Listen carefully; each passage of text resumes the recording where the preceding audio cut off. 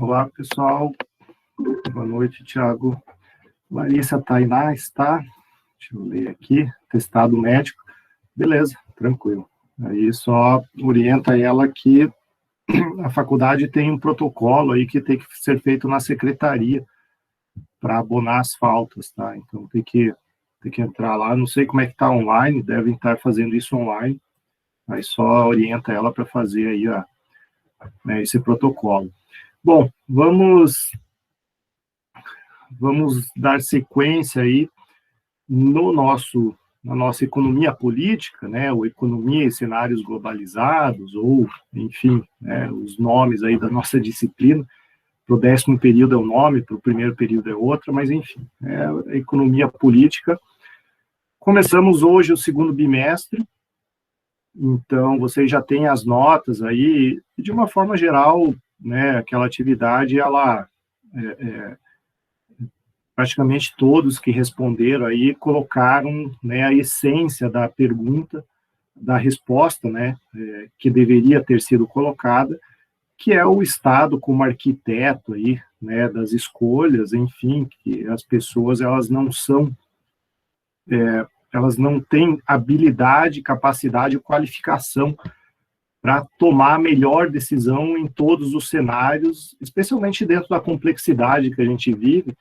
Então, o Estado tem que atuar de forma mais proativa, né? Então, a essência aí da questão que caiu na atividade avaliativa de vocês e, de modo geral, acho que todos vocês conseguiram refletir isso, né? Tanto que a grande maioria da turma aí conseguiu a nota máxima, né? Então, a gente encerra o primeiro bimestre, foi com a semana passada de avaliações.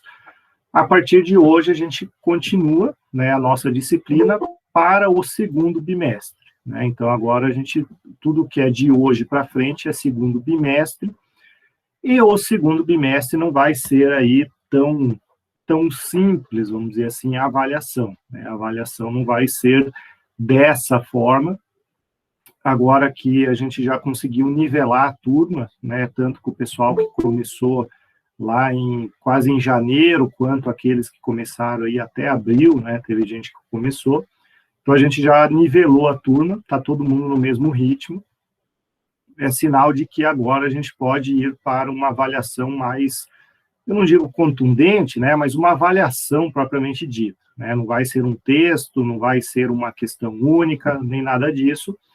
Então, para o segundo bimestre, como é que será a avaliação, né? Então, agora a gente vai fazer efetivamente uma avaliação. Essa avaliação vai ser no estilo de prova, né? Só que, claro, tá sendo tudo online, então não tem como fugir disso. Mas a segunda, né, a avaliação do segundo bimestre vai ser no estilo de prova, né, questão com múltipla escolha, tá? Então, na segunda avaliação, então vocês olhem aí no calendário, provavelmente a primeira semana de julho, então daqui a 2 meses, a gente vai ter aí a semana de provas, né, do segundo bimestre. Aí sim nós teremos questões de múltipla escolha com certo e errado, tá? Então, no segundo bimestre, a gente vai ter aí uma avaliação mais com cara de prova, acaba sendo online, cada um responde individualmente, tudo mais, a gente vai falar bastante sobre essa prova mais para frente, mas, né, não vai ser um texto e não vai ser aí uma única questão, serão 10 questões, todas com múltiplas escolhas, e aí vocês escolhem a única que deve ser marcada como correta. Essa prova, né, essa avaliação do segundo bimestre vai ser feita lá em julho, na semana de provas, e ela vai valer 70% da nota, tá? Então, a avaliação, essa prova, vamos chamar assim, ela vai ter peso 70%.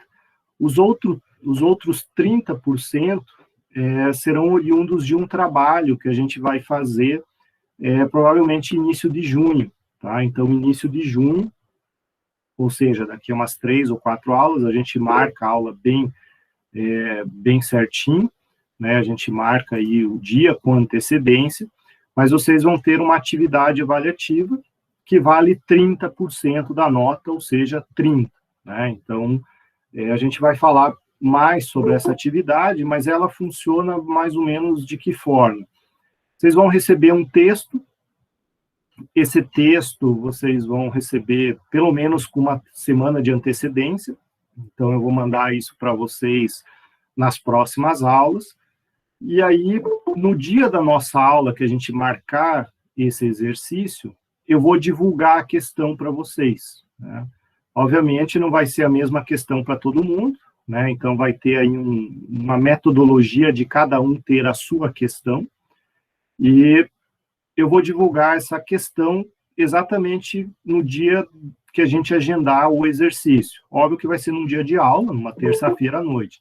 Então, eu vou agendar essa atividade, vocês vão ter o texto para ler previamente, e aí no dia, cada um vai saber qual questão vai responder.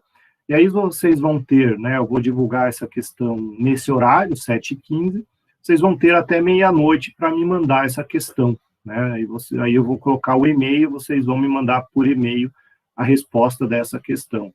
Então, isso vai ser a atividade avaliativa, né, o exercício que a gente vai fazer, valendo nota, que a gente vai agendar aí para começo de junho, tá? Então, a gente vai falar dele mais para frente, eu vou separar aqui algum texto que vem aí complementar, né, o nosso estudo, e aí vocês vão ter aí esse exercício valendo 30, tá? Então, a gente vai falar mais sobre isso, mas, né, efetivamente, agora no segundo bimestre, vocês vão ser, não que vocês não foram avaliados, né, mas eu precisei fazer aí essa metodologia com texto e, né, com uma forma diferente para nivelar, né, para não teria como eu cobrar um conteúdo que eu dei lá em janeiro, praticamente, na primeira semana de fevereiro, para o pessoal que entrou agora em abril, né? Não teria como eu fazer isso. Então, eu tive que usar essa metodologia aí de dar um texto, e aí todo mundo teve iguais chances aí de acertar e responder.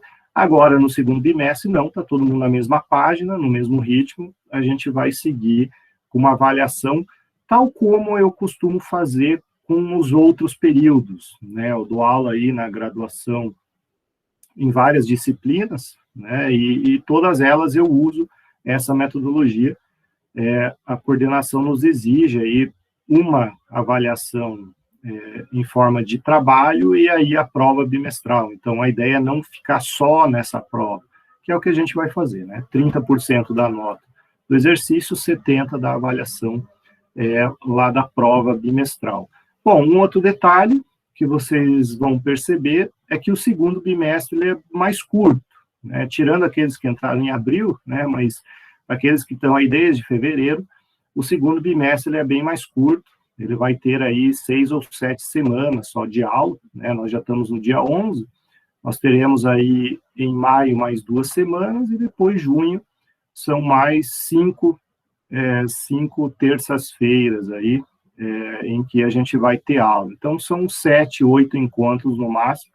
Eu imagino que lá no dia 6 de julho deva ser aí, já deva ser semana de prova. Então, é menos conteúdo, né? É menos aulas, então é menos conteúdo, que acaba, de certa forma, aí, facilitando um pouco o estudo para essa prova bimestral, né? Então, o que cai na prova bimestral? A aula de hoje para frente, né? Então, a aula de hoje para frente é o conteúdo de hoje para frente aí, que vai valer para o segundo bimestre, e aí, obviamente, vai ser avaliado na prova bimestral, tá? Então, claro, aquele que não conseguir assistir a aula e tudo mais, está tudo gravado, está tudo aí disponível para vocês revisarem, enfim, o material vocês podem baixar, a chance, né, de rever e ver 3, 4, 5 vezes conforme vocês quiserem, né? Tudo dá para ser revisto. Quem não conseguir assistir uma aula ou outra não vai ter muito prejuízo, né, como é numa sala de aula, né, e surge aquela necessidade de emprestar o caderno e não sei o que, agora não, né, tá tudo gravado. Bom, então, são os recados aí para o nosso início de segundo bimestre, né, importante aí essa ideia de avaliação, 30% do exercício, 70% da prova.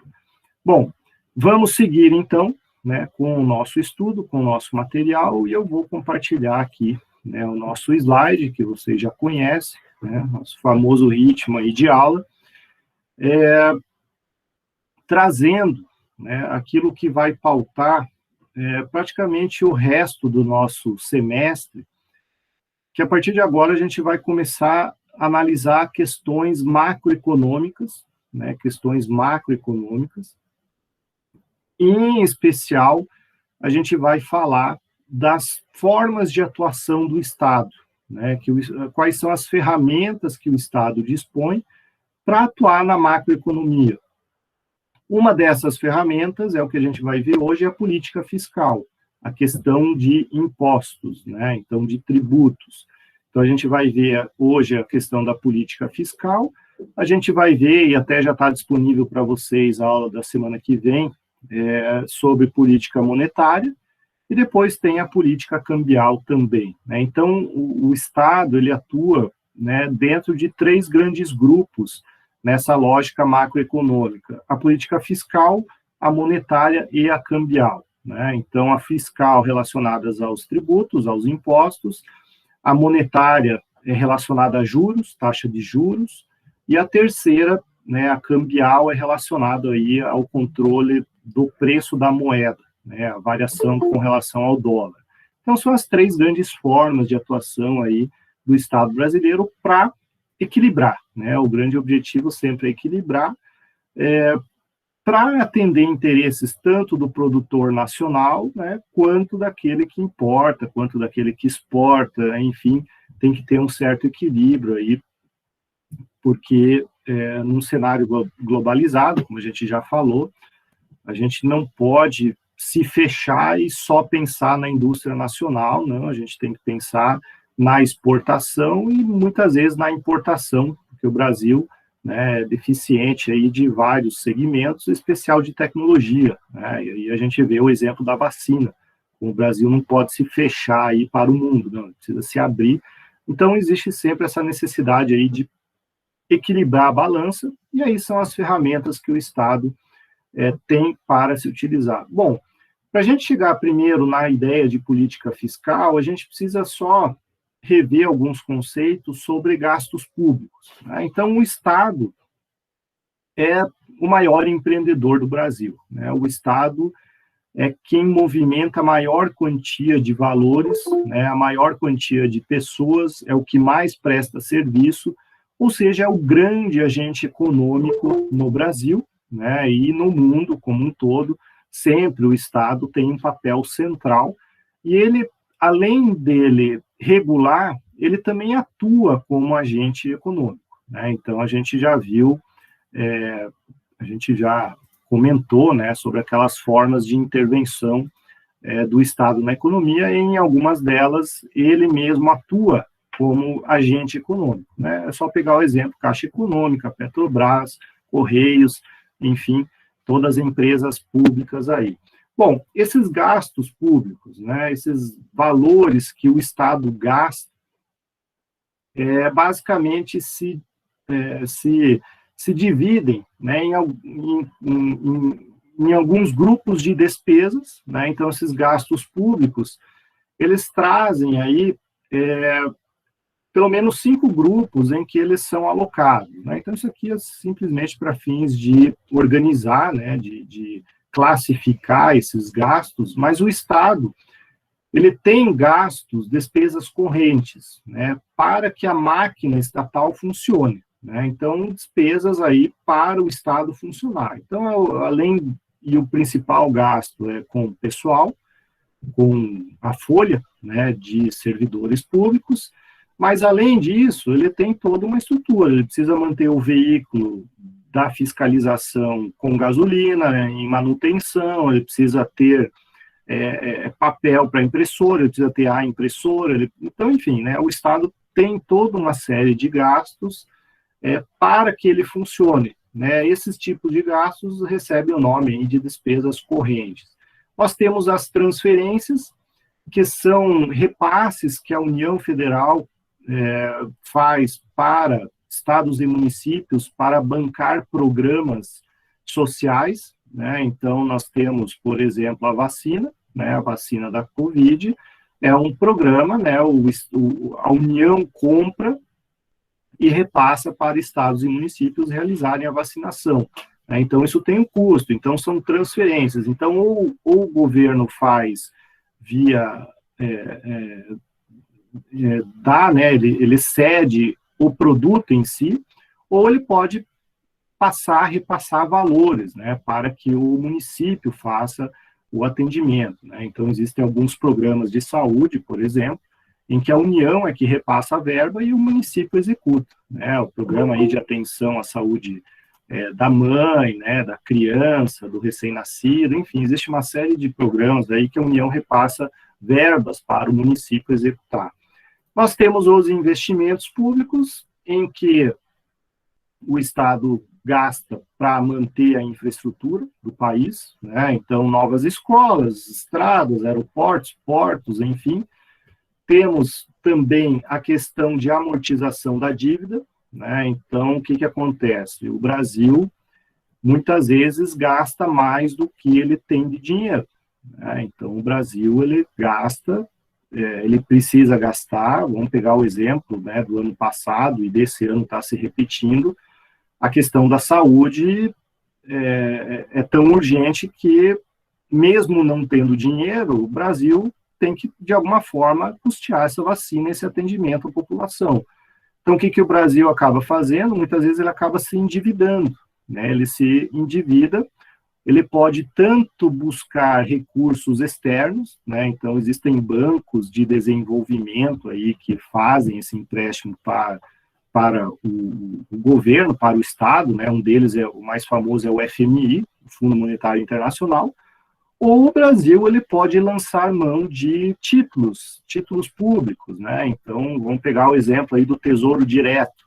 O que é isso? O Tesouro Direto é um papel, é um título de crédito, né? É um bem, é um ativo, que o Estado lança no mercado para nós, população em geral, comprarmos, né? Quando a gente compra aquele título, o que a gente está fazendo? A gente está emprestando dinheiro para o Estado. Daqui a 3 anos, daqui a 5 anos, daqui a 10 anos, ele vai nos devolver esse dinheiro com juros, né? Com juros e correção conforme o tipo do título lá que nós comprarmos. Então, ele precisa pagar isso. Então, é o quê? A amortização da dívida. Ele vai pagando essa dívida interna que ele tem com a própria população, né? Então, nós temos aí amortização da dívida ou o pagamento puro e simples dos juros e encargos, né? Se o governo não paga em dia, o que acontece, né? Qual é a penalidade de alguém que não paga a sua conta em dia? É a multa e os juros, né? Então, além de amortizar a dívida em si, ele também tem como despesa pública o pagamento de juros e encargos, né? Então, nós temos aí tudo isso como formas, né? Classificação de despesa, gastos públicos. Deixa eu perguntar aqui, Tiago Dias, para investidor, a taxa Selic é boa? De certa maneira, sim, né? De certa maneira, porque a taxa Selic é um referencial de mercado para os juros, né? Para o preço do dinheiro, né? Então, o preço do dinheiro, o Banco Central vai lá e diz, olha, o preço do dinheiro no Brasil, para quem emprestar, né, vai ser remunerado com tanto de juros, né? E aí ele vai fixando. Mas isso é só uma taxa referencial, uma referência, não é obrigatório. Mas no momento em que a Selic ela é aumentada, automaticamente bancos e financeiras e tudo mais tornam o dinheiro mais caro para aquele que empresta, né? Então, qual é a lógica? A hora que os juros aumenta, a pessoa teoricamente, ela não vai emprestar aquele dinheiro, né, porque os juros é muito alto. Se ele não empresta o dinheiro, ele não tem dinheiro para o quê? Para consumir, né? A hora que ele não tem dinheiro para consumir, ele não vai consumir.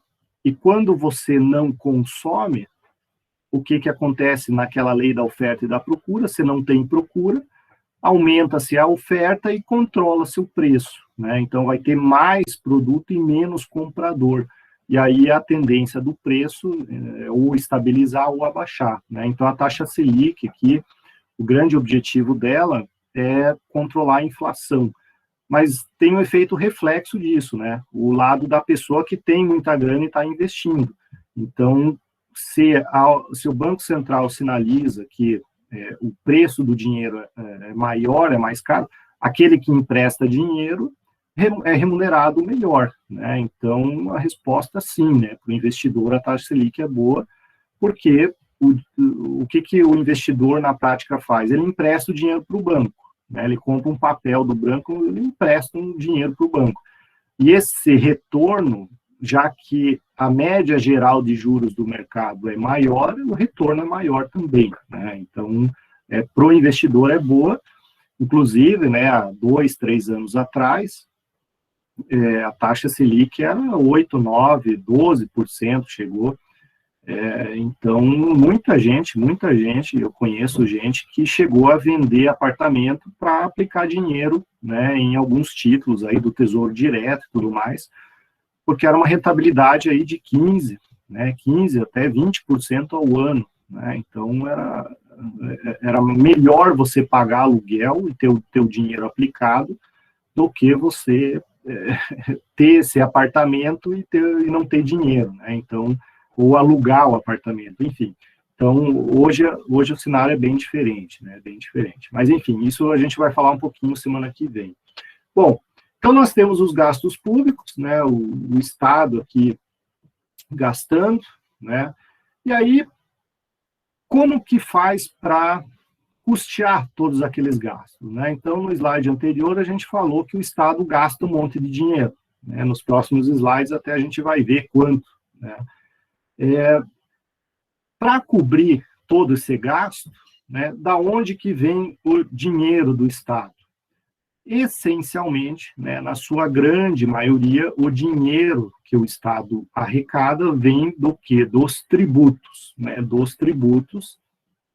Esses tributos, né, como vocês não estão aí não viram direito tributário ainda, quando a gente fala de tributo, a gente está considerando esses 4 aqui grupos, né, de receitas que o Estado tem.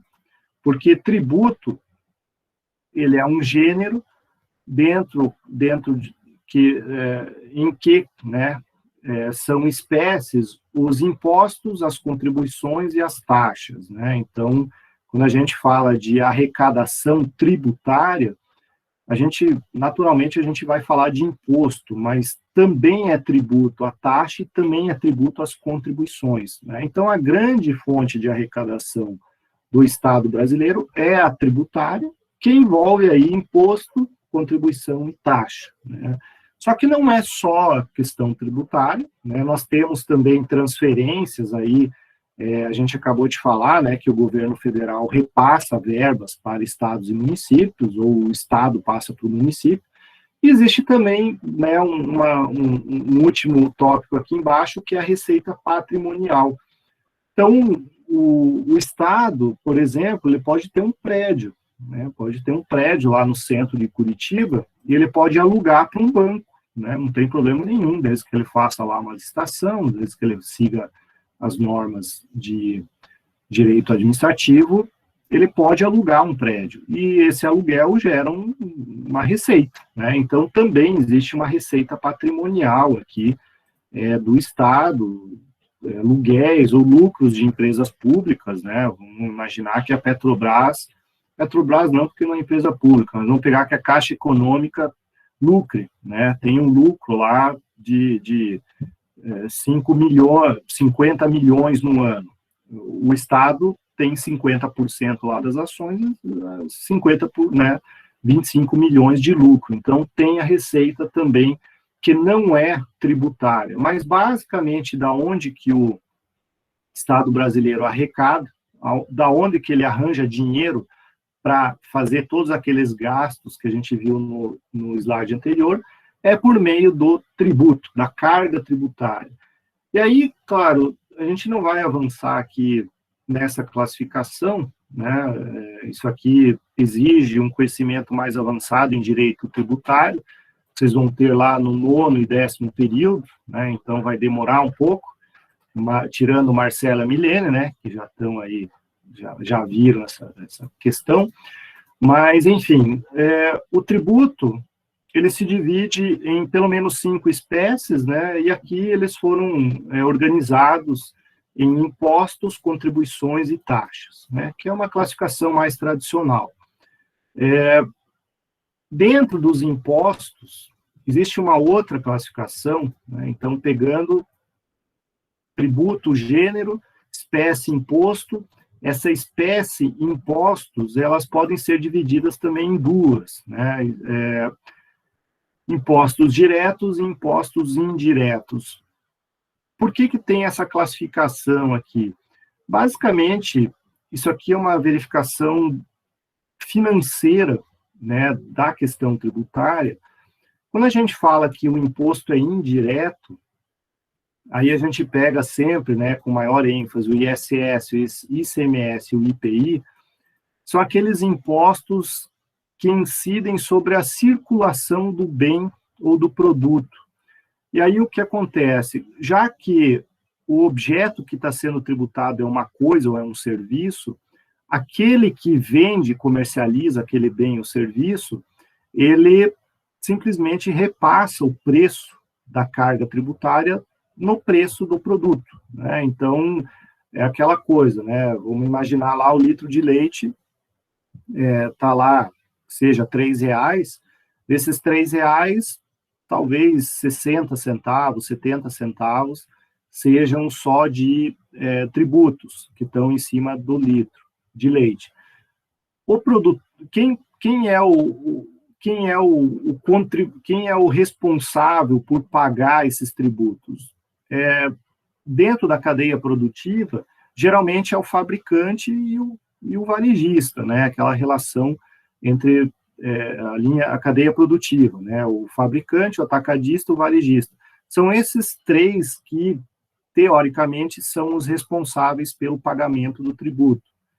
Só que o que acontece, o que eles fazem? Eles jogam essa carga tributária para o preço do litro de leite, né? Então, quem, no final das contas, né, quem na prática paga essa carga tributária é o consumidor, né? Porque ao invés da gente comprar um litro de leite a R$2, a gente paga 3, porque 1/3 dele é imposto, é tributo e tudo mais. Então, existe essa classificação, né, de impostos indiretos, é aquele em que há a repercussão econômica, né, para o consumidor do tributo. E aí nós temos, do outro lado, né, os impostos diretos, aqueles em que não há o repasse imediato, né, o repasse ali direto dos tributos para o consumidor, porque eles incidem aí diretamente aí sobre o patrimônio e a renda da pessoa, né? Aí nós temos o evento do imposto de renda, o exemplo, né, do imposto de renda, o IPVA, o IPTU, enfim, aqueles tributos, aqueles impostos, né, que incidem diretamente e não são repassados ao consumidor, né? Então, nós temos essa classificação. Aí nós temos as contribuições, né? Contribuições, basicamente, no Brasil, a gente tem aquelas para as contribuições sociais, né, para custear os benefícios da Seguridade Social. Então, as aposentadorias, a saúde, a assistência social, todas elas são custeadas pelas contribuições. Aí nós temos lá a contribuição previdenciária, nós temos a CSLL, PIS, COFINS, enfim, né? E também, claro, existem as CIDs, né, as contribuições de intervenção no domínio econômico, e também as contribuições aí profissionais, né? Então, as sindicais, né? Então, muita gente paga aí para o sindicato, paga, né, para quem tem uma profissão regulamentada, né, paga para o Conselho de Contabilidade, Conselho de Medicina, Conselho de Arquitetura, de Engenharia, enfim, né? Então, tem as contribuições aí também. E, né, a gente não falou ainda da questão das taxas, né? Então, as taxas também são fontes de receitas. Taxa também é um tipo de tributo, é uma espécie tributária, mas a taxa, ela tem aí como objetivo remunerar o gasto que o Estado tem para prestar um determinado serviço, né? Então, vamos imaginar lá que você é um comerciante e quer abrir uma loja. Para abrir uma loja, você precisa de um alvará, né? Esse alvará, basicamente, dependendo aí da tua atividade, vai envolver aí uma necessidade de análise do local, né? Vai precisar aí, se for alimentos, enfim, pode acontecer de a vigilância sanitária ter que dar uma olhada, ou ter que ter um laudo dos bombeiros, enfim.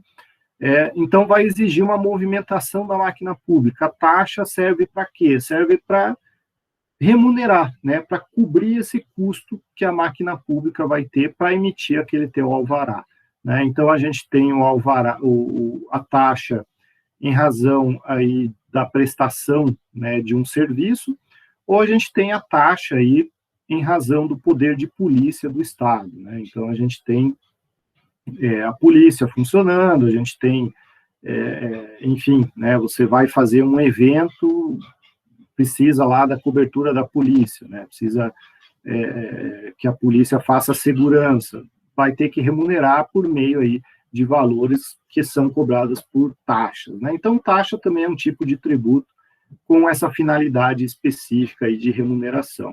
Então, vejam, tudo isso aqui são fontes de receitas para custear aquilo que a gente acabou de falar, os gastos públicos. E qual é o tamanho de tudo isso daqui, né? Dessa parte tributária? Quanto, em termos de valores, isso aqui significa? Esse slide aqui demonstra, né? Quanto que, em termos de valores, é arrecadado em termos de tributos, né? Então, a gente está falando da carga tributária. E aí a gente vê, por esse gráfico, né, na primeira linha aqui em cima, em negrito, que a carga tributária brasileira é 1/3 do PIB, né? Então, isso significa o quê? Que de tudo que a gente produz, 1/3, né, é destinado aí a pagar tributos, né? 1/3 de tudo que o Brasil produz é tributo, né, é necessário para se pagar o tributo. Então, a gente tem uma carga tributária de 32% a 33%, 34% do PIB. Por isso que, algumas vezes, vocês já ouviram, né, ou já leram em algum momento, que o brasileiro trabalha 4 meses por ano para pagar imposto, né? Então, quando chega ali no final de abril, né, e agora começo de maio, sempre sai em algum jornal, né, algum instituto, alguém falando que o brasileiro trabalhou até agora só para pagar imposto, né? Por que se diz isso? Veja, se a carga tributária brasileira é 1/3 do PIB, quanto que dá 1/3 do ano? Né? Dá 4 meses. Então, o que se faz? Se usa esse raciocínio. Bom, já que é 1/3 do PIB é a carga tributária, então 1/3 daquilo que a gente trabalha para pagar imposto. Se o ano tem 12 meses, então 4 meses a gente trabalha para pagar imposto, né? Então, é esse o raciocínio, né, que é colocado, né, e aí a imprensa adora esse tipo de informação, né, acha um absurdo, mas simplesmente é uma questão relacionada à carga tributária aí. E vejam o tamanho, né, a gente está falando aqui de 2 trilhões de reais, né, 2 trilhões de reais, é muito dinheiro, é muita coisa, mas grande parte disso, né, ou praticamente não, né, tem aqui 68% disso, vai para o governo federal, né, vai para o governo federal, e vejam só, de tudo isso, 35% vai para a Seguridade Social. O que é a Seguridade Social? Aposentadorias, né, Previdência Social e Saúde. Então, vejam, 1/3 de tudo que se arrecada no Brasil é destinado exclusivamente aí para a Previdência e Saúde, né? Então, vejam como é um setor que demanda muito dinheiro, né? O gasto com saúde e previdência é o grande, né, eu não digo problema, porque todo mundo tem direito, né, então acaba sendo solução, mas é o grande gargalo, né, das despesas públicas hoje em dia, é a Seguridade Social. Então, veja, o governo federal arrecada 68%. Então, de tudo aquilo que é arrecadado, 68% vai para a União, 25% vai para os estados e o município, né, coitado, fica lá com 6,26% de tudo que se arrecada no Brasil, né? Então, vejam como isso daqui demonstra um outro sério problema que a gente tem no Estado brasileiro. O Estado brasileiro, ele é uma federação, né? República Federativa do Brasil. E a Federação Brasileira, teoricamente, tem 3 níveis, né? A União, Estado e Município, que são independentes, né? São independentes entre si. Agora, como que a gente considera um município, né, independente e autônomo, se ele arrecada só 6% da carga tributária, né? Então, na prática, o município depende, e o Estado também, do repasse de verbas da União, né? Então, isso daqui, esse quadro aqui, ele representa competências próprias, né? Então, é o que o município, o Estado e o governo federal arrecadam.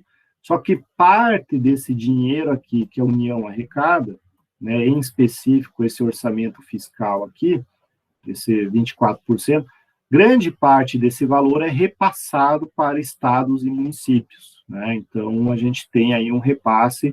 Então, existe todo um esquema de competências impróprias, né? Então, são aí os repasses que existem de recursos do governo federal para estado e município, né? Então, um exemplo, né, para ilustrar melhor aqui, é o IPVA, né? O IPVA é o quê? É um imposto estadual, né? A gente paga para o estado do Paraná.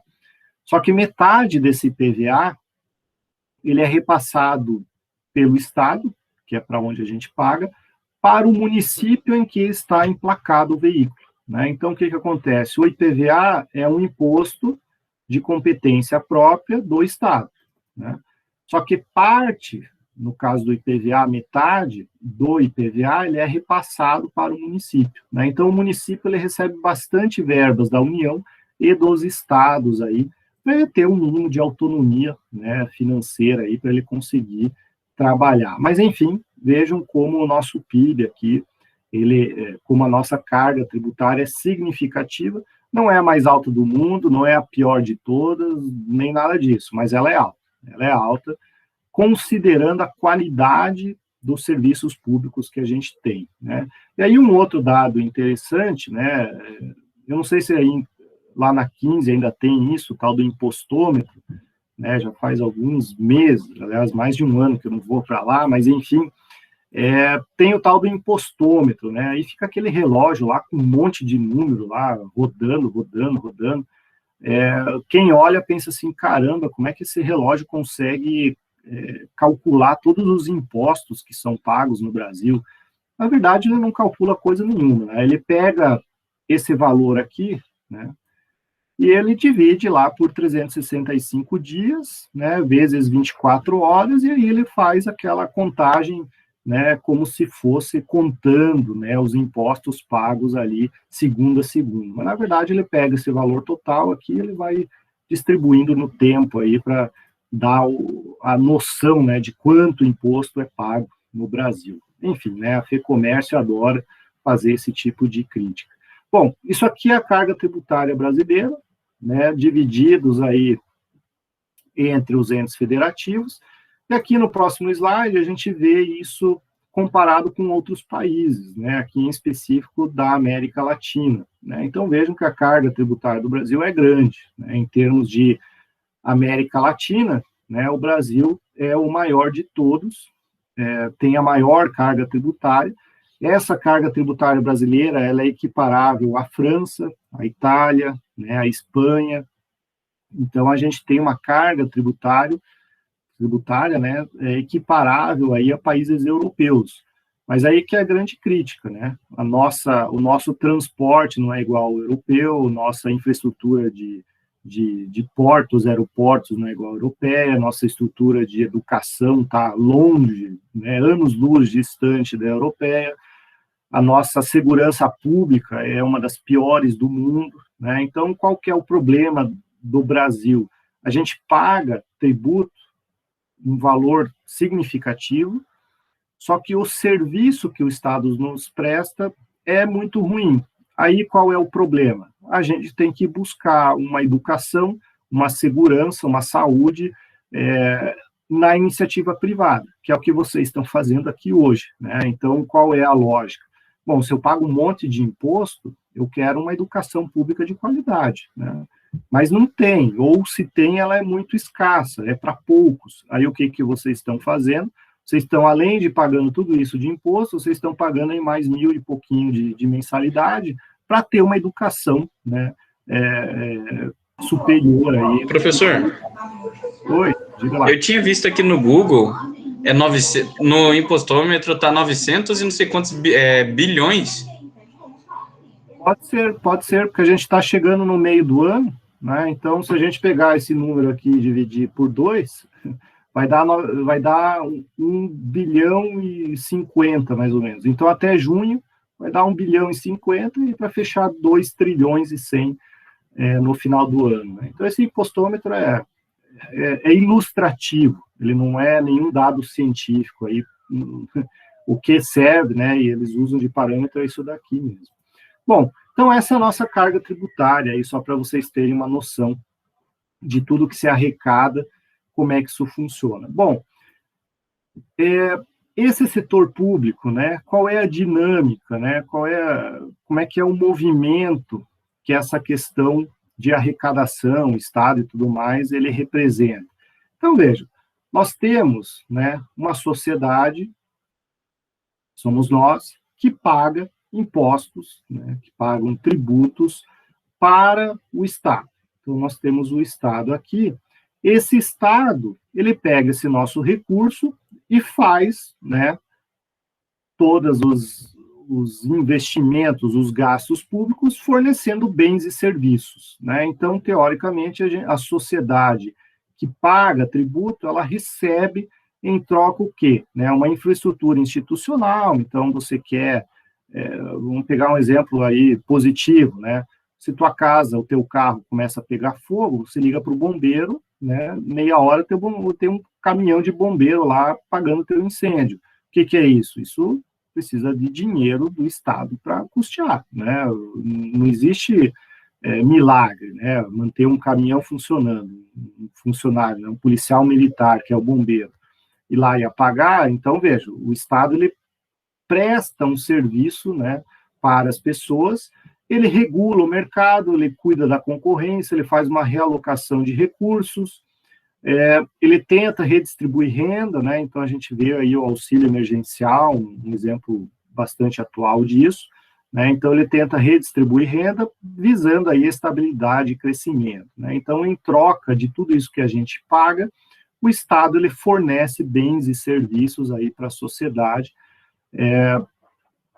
que teoricamente, né, são os serviços essenciais, né? São aqueles serviços públicos necessários e que não tem como deixar de fazer. Então, saúde, educação, todo amparo à família, ao idoso, né, os mais necessitados, as crianças, né? Então, isso daí não tem como deixar de fazer. Então, o Estado, ele faz isso e ele precisa de dinheiro, né, para essa dinâmica, né, para esse funcionamento. Bom, uma vez realizado, né, uma vez gasto todo esse dinheiro,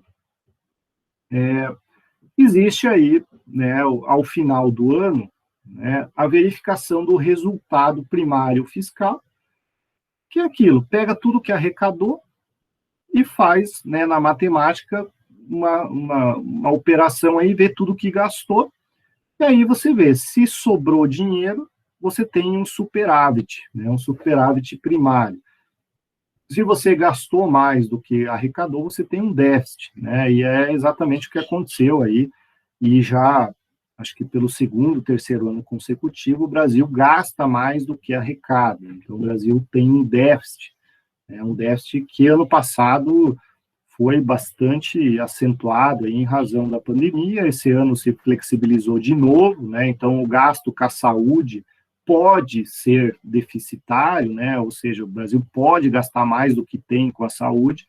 Então vejam que o Brasil ele está se endividando, né? Se endividando, ele está pegando dinheiro que ele não tem, ou de banco, ou de investidores, ou de títulos públicos, ou que aí é um grande problema nessa questão da política fiscal, né, nessa questão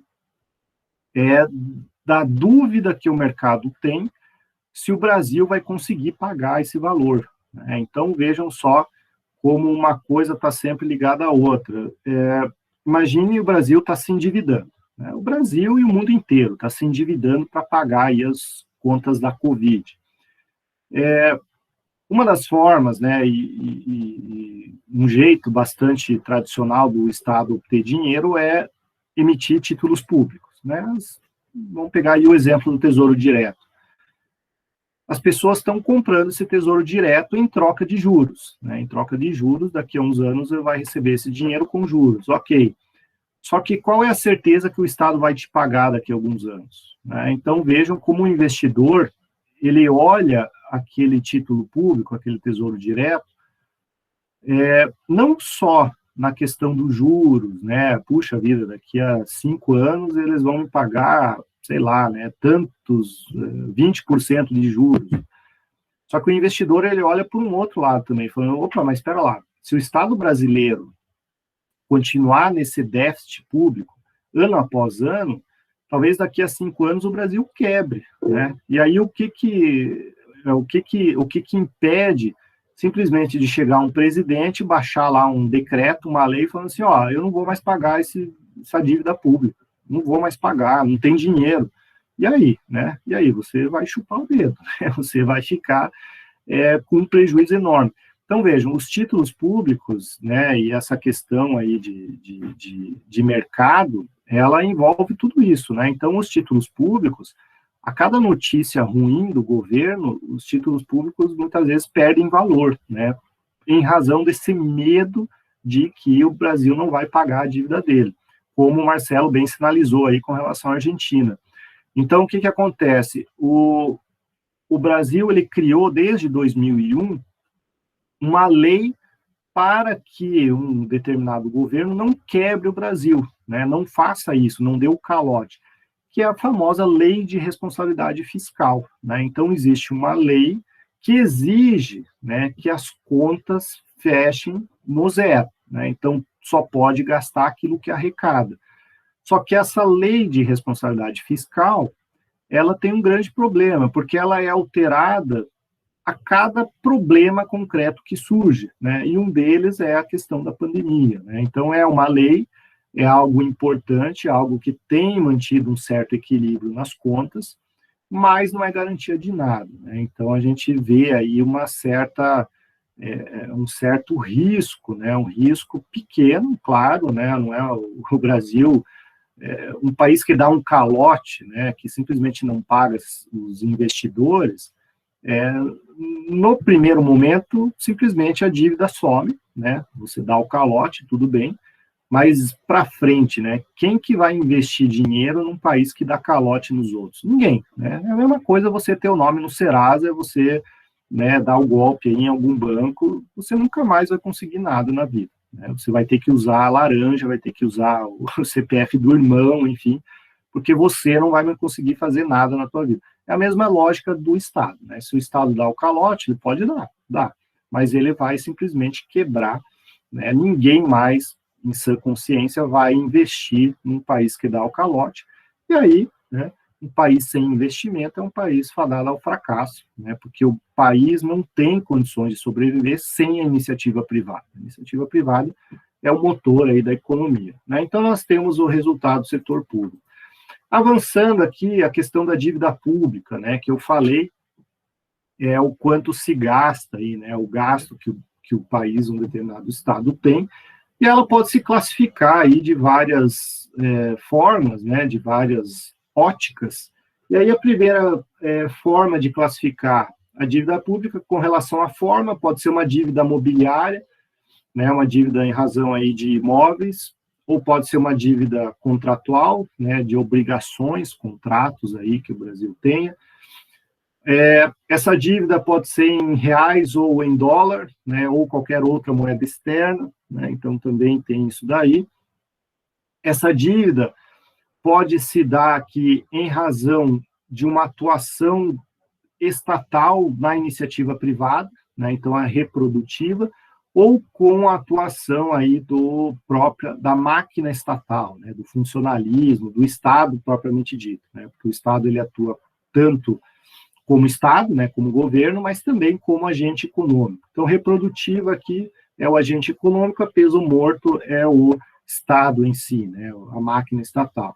E a dívida, né, a dívida pública, ela pode ser de longo prazo, geralmente se classifica em longo prazo, mais de um ano, ou curto prazo dentro de um ano, né, lá em contabilidade. Então, o que acontece? Né? Gastos maiores que as receitas significa o quê? Um aumento da dívida pública. Né? Então, vai ter uma dívida aí cada vez maior, que tem efeitos aonde? Né? Reduz o consumo, né? A pessoa... o fornecimento de bens do Estado ou a política redistributiva não acontece, porque ele precisa custear programas sociais, por exemplo, ele precisa custear setores, né, que não trazem a questão do retorno, né, então desestimula a produção econômica, né, reduz a oferta de bens e serviços públicos e piora a distribuição de renda. Então, aquilo, com o aumento da dívida pública, o Brasil precisa gastar mal, né, ele gasta mal o dinheiro.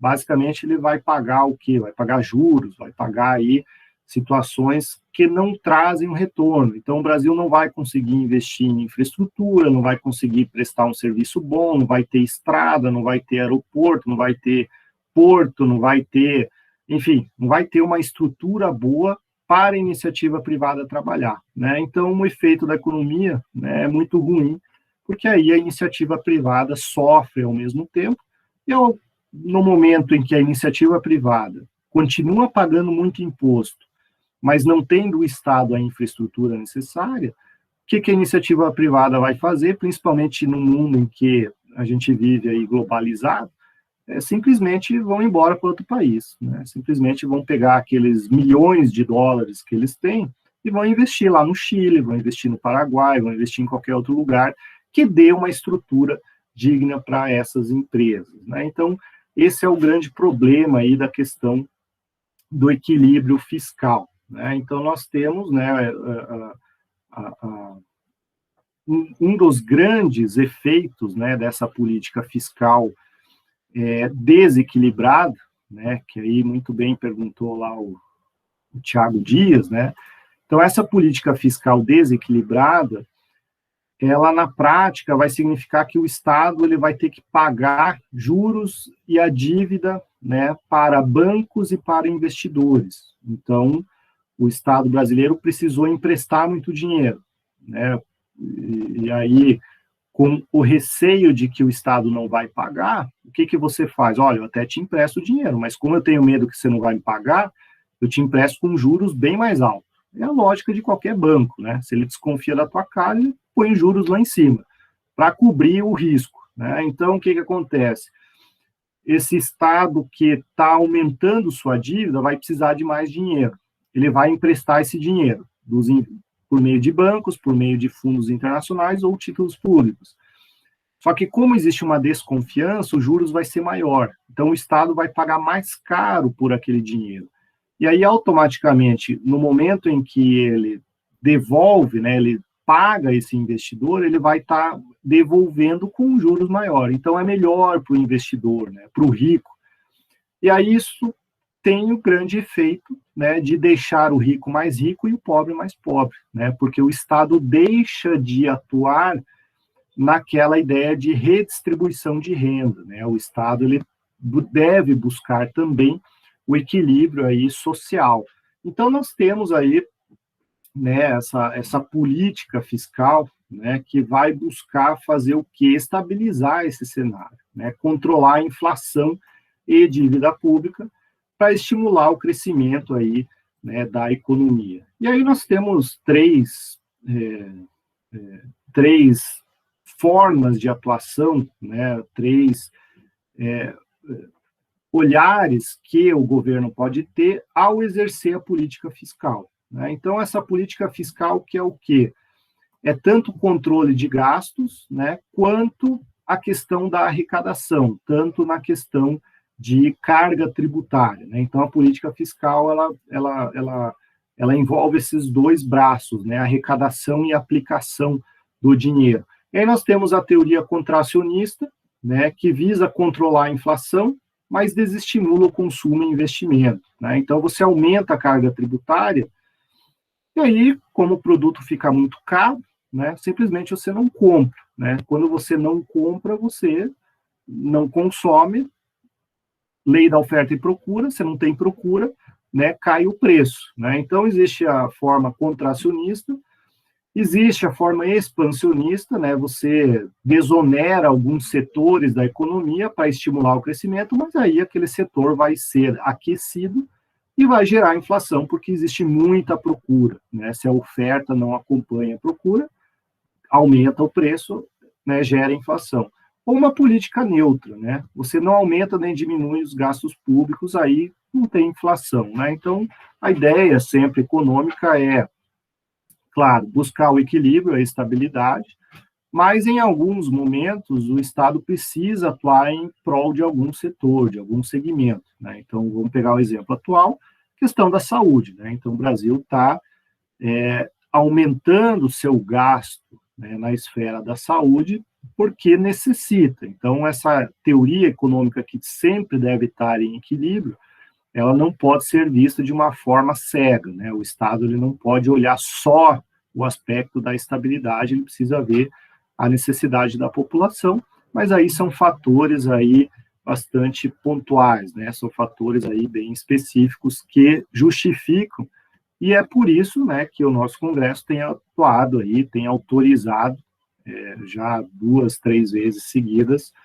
que esse controle fiscal, essa política fiscal seja amenizada, né, seja atenuada, ou seja, autorizando que o governo gaste mais do que arrecada. Então, basicamente esse é o cenário aí da nossa política fiscal, né, uma linha bem básica, bem geral, o que significa política fiscal, mas é a condução da economia, né, mediante retenção aí de gasto público ou na mudança aí da carga tributária, fazendo, né, os dois braços da política fiscal, gasto público e arrecadação tributária. Então, essa é uma das formas que o Estado atua. Semana que vem, né, a gente vai ver a questão dos juros, né, taxa de juros, né, e correção monetária, e em específico, né, atuação do Banco Central. Basicamente é isso, pessoal. Não sei se gerou alguma dúvida, algum comentário, está tudo certo, está tudo ok. Eu sei que é um assunto bastante complexo aí, envolve, né, a economia é complexa, a gente avança aí nos conceitos, mas fico à disposição, né, se tiver alguma dúvida, algum questionamento. Professor, você disponibiliza esses slides?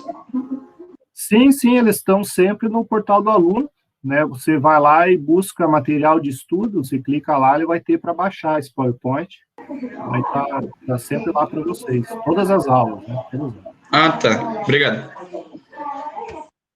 Bom, pessoal, então, agradeço a compreensão, a paciência, o tempo de vocês. Terça-feira que vem a gente volta, né, a gente dá sequência aí no nosso estudo. Tá bom, pessoal? Então, agradeço. Boa noite, professor. Obrigado e até. Boa noite. Boa noite, professor. Boa noite.